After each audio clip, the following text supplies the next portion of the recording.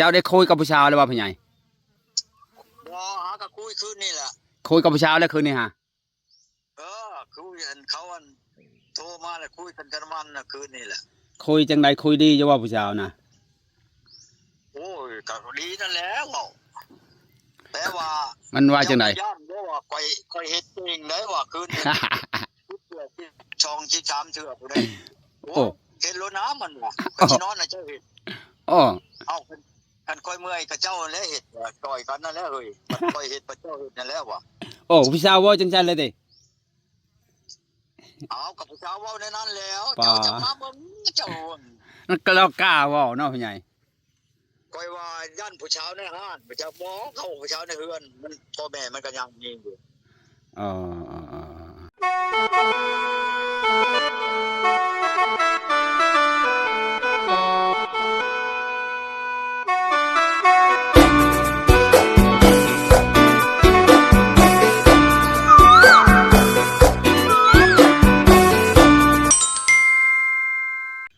บ่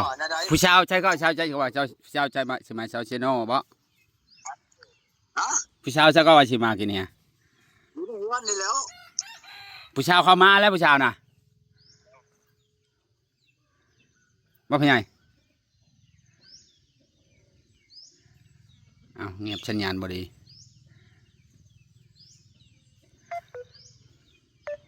สัญญาณบ่ดีเงียบ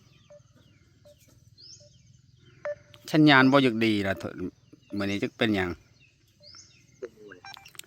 บ่ผู้ใหญ่มันได้อันผัวได้มีผัวมีลูกทุกคนแหละจะไปตอนมันอยู่ที่ไหนตุ้มบ่มันอยู่เนาะ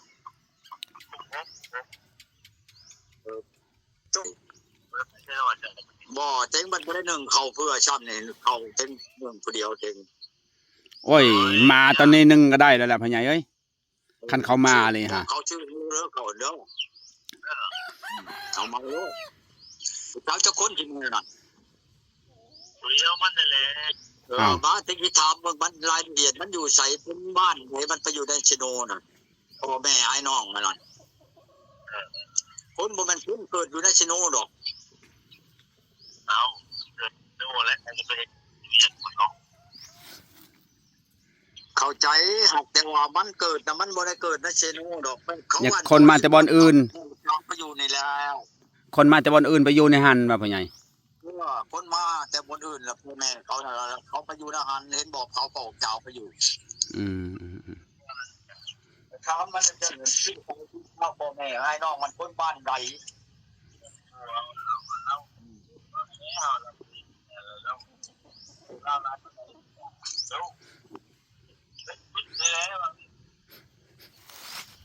เอามันมาเบิ่งคือมันเว้าปวนแต่คืนนี่น่ะว่าจังได๋พ่อใหญ่จะคุยกับผู้สาวเลยบ่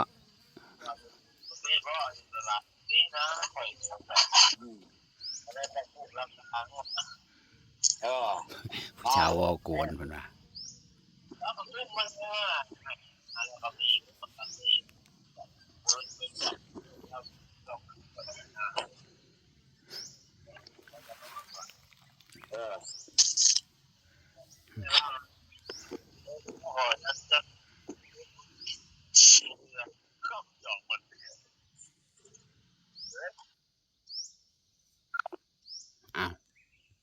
เป็นอะไรพ่อใหญ่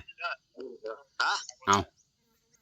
คุยกับเขาผู้สิเอาผู้สาวมาในเฮือนก่อนนี่แหละผู้สาวในเซโนนี่ลูก2เอาไก่เอาของกินมากินอยู่นี่นะเดี๋ยวนี้นั่นมื้อนี้นั่นโดยเอาดอกเขามาเลี้ยงเทิงเบียร์เทิงเหล้าเทิงผู้ชายเจ้าขายชิปก็มาแล้วมื้อนี้น่ะเขาให้ทายบ่พ่อใหญ่เขาให้ทายอยู่บ่เอาถ่ายแล้วเจ้ามาถ่ายข่อยก็ถ่ายหัวเขาเลยแล้วก็เขาเจ้าเคยมาเขาจะมาจังมองพ่อใหญ่ประมาณว่า10 โมงโดยของเขาสิมากินข้าวเที่ยงผู้ชายดอกผู้ชายอันอีนี่นะมันเป็นลูก2กุ้ม6ชิโนนี่เจ้าได้คุยกับผู้ชายหรือว่าพ่อใหญ่บ่หาก็คุยคืนนี่แหละคุยกับผู้ชายแล้วคืนนี้ฮะคื คุยกันเขาโทรมาแล้วคุยกันกันมันนะคืนนี่แหละ คุยจังใดคุยดีจะว่าผู้ชาวนะ โอ้ยก็ดีนั่นแหล้วแต่ว่า มันว่าจังใด ย่านบ่ว่าค่อยเฮ็ดเองได้ว่าคืนนี้ทุกเทื่อที่ช่องที่3เทื่อผู้ใดโอ้เฮ็ดโลน้ำมันว่ะก็สินอนน่ะเจ้าเฮ็ด โอ้ เอ้าคันค่อยเมื่อยก็เจ้าแหละเฮ็ดว่าต่อยกันนั่นแหละเฮ้ยมันค่อยเฮ็ดบ่เจ้าเฮ็ดนั่นแหละว่ะ โอ้ผู้ชาวว่าจังซั่นเลยติ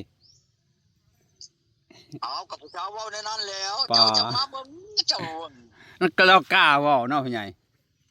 ค่อยว่าย่านผู้สาวในห้านบ่จะบ่เข้าผู้สาวในเฮือนมันพ่อแม่มันก็ยังมีอยู่ อ๋อ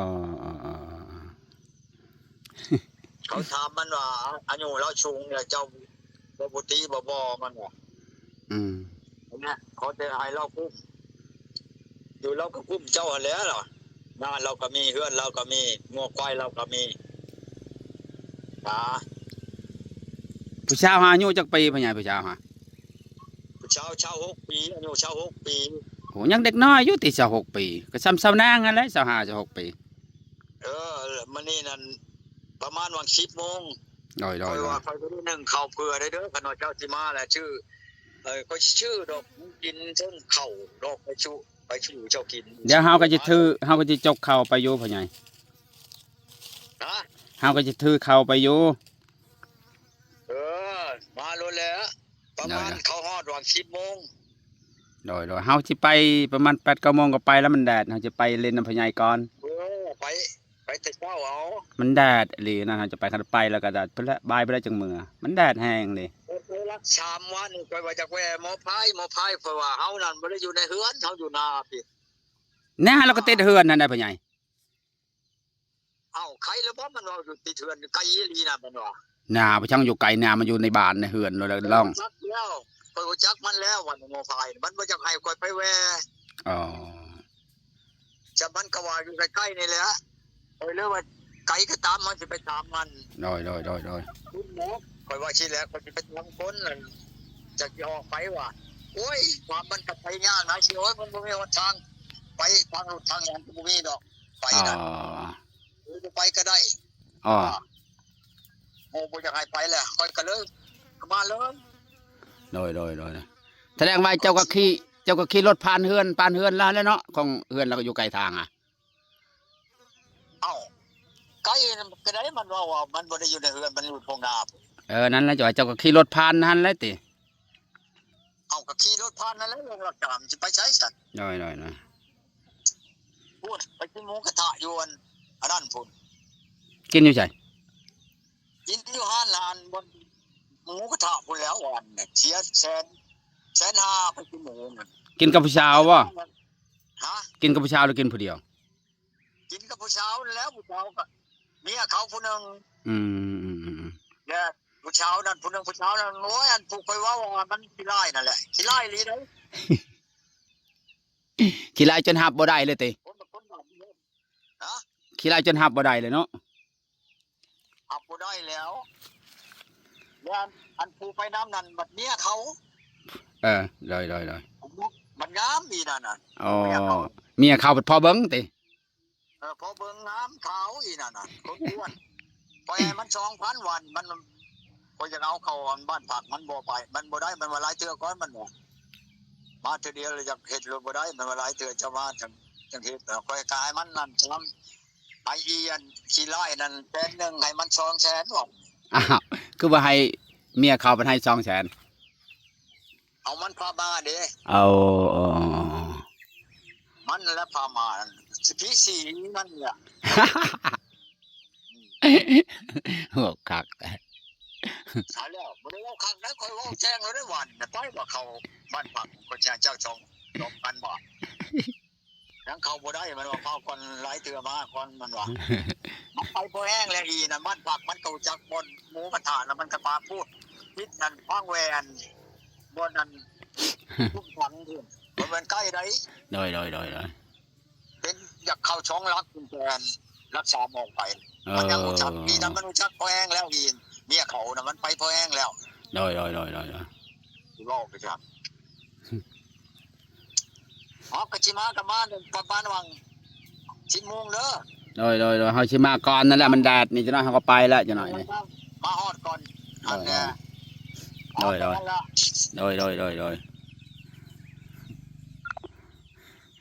สุดยอดตัวก่อนอุ้ยจังแม่นคักตัวก่อนอ่ะคลิปนี้ก็โจะไว้สำนี้พี่น้องรุ่นน้ำกัน อยากหัวตัวก่อนเด้